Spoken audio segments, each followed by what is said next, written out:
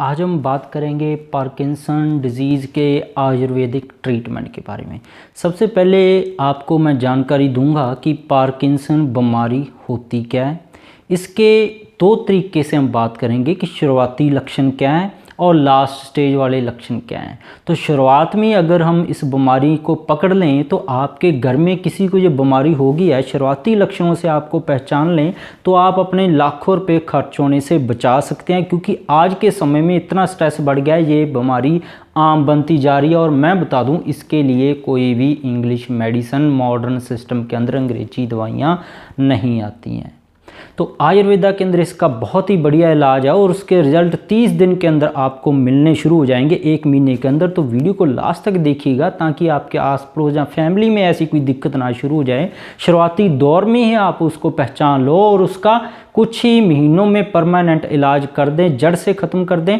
मुझे सब्सक्राइब नहीं किया है, सब्सक्राइब कर लें, बेल को दबा कर नोटिफिकेशन ऑन कर लें ताकि आप तक ऐसी लेटेस्ट इन्फॉर्मेशन हर रोज़ पहुंचती रहे।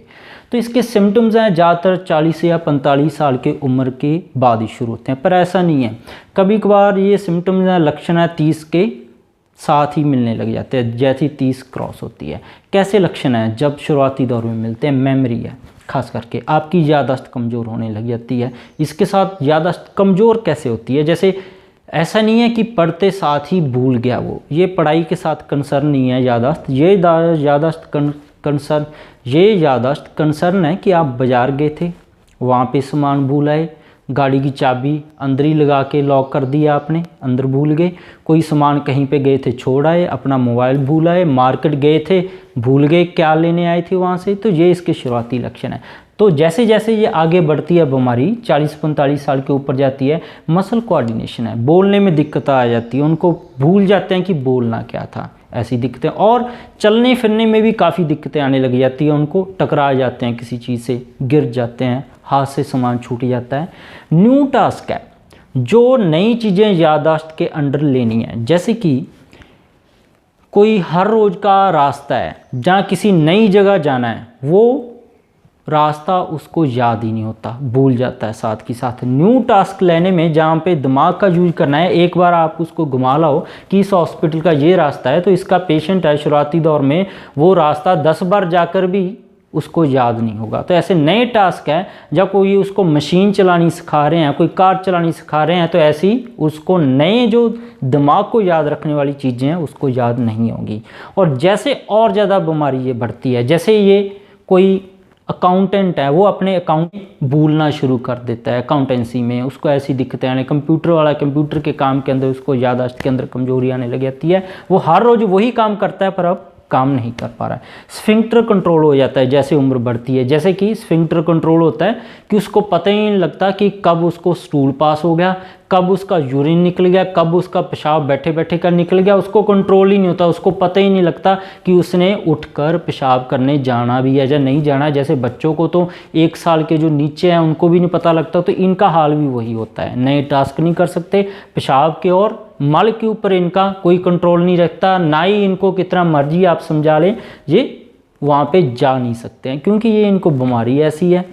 अब आगे चलकर ये नो सेंस में कंट्रोल हो जाता है। क्या कुछ होता है?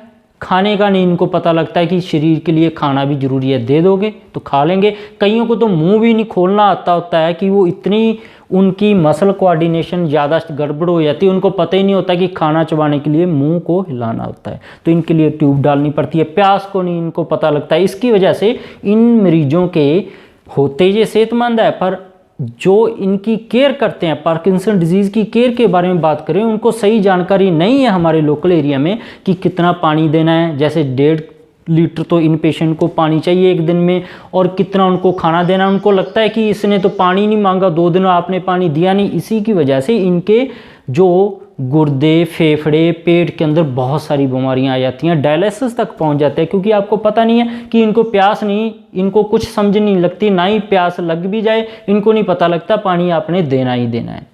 तो ऐसे ही स्टूल का मल का भी नहीं पता लगता इनको जाना है कि नहीं जाना है। तो ये सारी चीज़ें आपने खुद ध्यान रखनी होती हैं। जैसे मल के लिए एनीमा कर सकते हैं आप पर्टिकुलर टाइम पे, पानी इनको 1-2 घंटे बाद 1 कप या 1 गिलास आप देते रहें, और खाना भी इनको नहीं खा रहे तो ट्यूब से खाते रहें। तो ऐसे आप पेशेंट की केयर भी कर सकते हैं। अब इसके कारण क्या हैं, क्योंकि कारण जाने बिना आप इलाज नहीं कर सकते हैं। तो मैं आपको बताऊंगा, अगर ये कारण नहीं भी पता, 2 आयुर्वेदिक दवाएं हैं जिनको आप घरेलू उपाय घर पे तैयार करके काफ़ी लाभ ले सकते हैं।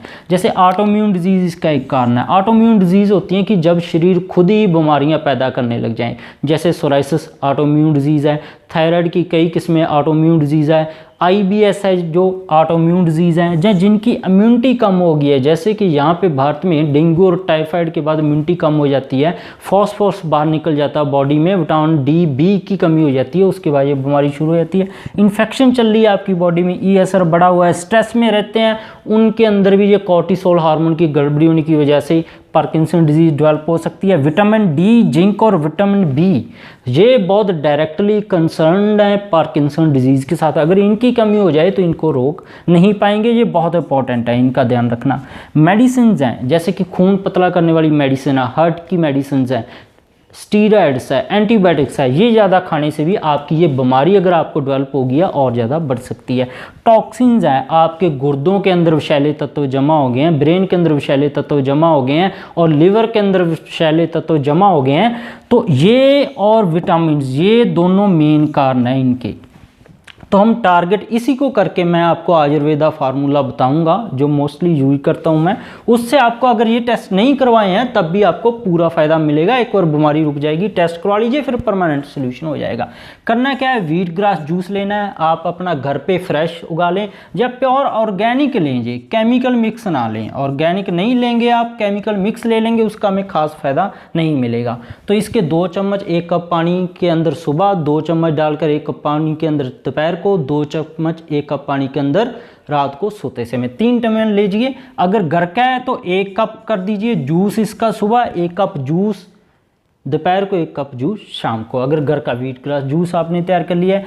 आंवला जूस है, ये भी आप ध्यान रखिए प्योर ऑर्गेनिक ही लीजिए, जहाँ फ्रेश आंवला का आप जूस निकाल लीजिए। कितना चाहिए हमें, 2 चम्मच चाहिए 1 कप पानी के अंदर, इसी के अंदर सुबह दोपहर शाम, बस 2 चम्मच, ये 1 कप नहीं लेना आंवला जूस, 2 चम्मच बहुत हैं। तो ये दोनों काम कहाँ के करेंगे, इनसे एक तो आपकी जिंक, विटामिन B, ये दोनों बहुत ही तेजी से बढ़ेंगे। और टॉक्सिन है, जो गंदगी भरी हुई है वो पार्किंसन डिजीज को बहुत बढ़ाती है, लिवर के अंदर, गुर्दों के अंदर, शरीर के अंदर, ब्रेन के अंदर। तो आंवला क्या है, एक तरह का एंटीऑक्सीडेंट है, ये गंदगी को बाहर निकालने का काम करता है, सारी बॉडी को रिपेयर करता है।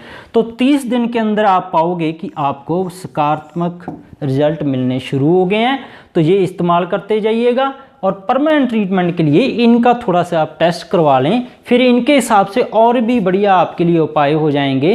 तो इसको आप 30 दिन करेंगे, आपको पूरा लाभ मिलेगा। किसी फैमिली मेम्बर के हैं उनको देने से आप इसका फ़ायदा पूरा पाएंगे बिना साइड इफ़ेक्ट के। तो इसके बिना भी मेरे चैनल पर बहुत सारे हेल्थ टॉपिक्स पर वीडियोस हैं, गठिया, allergy, asthma, cancer, brain tumour, पेट की बीमारियां, जोड़ों की बीमारियां, थायराइड है, इनफर्टिलिटी है, सभी के ऊपर आप देख सकते हैं। तो जिन लोगों ने मुझे सब्सक्राइब नहीं किया है, सब्सक्राइब कर लें, बेल को दबाकर नोटिफिकेशन ऑन कर लें, ताकि आप तक ऐसी लेटेस्ट इन्फॉर्मेशन हर रोज़ पहुँचती रहे। आपका बहुत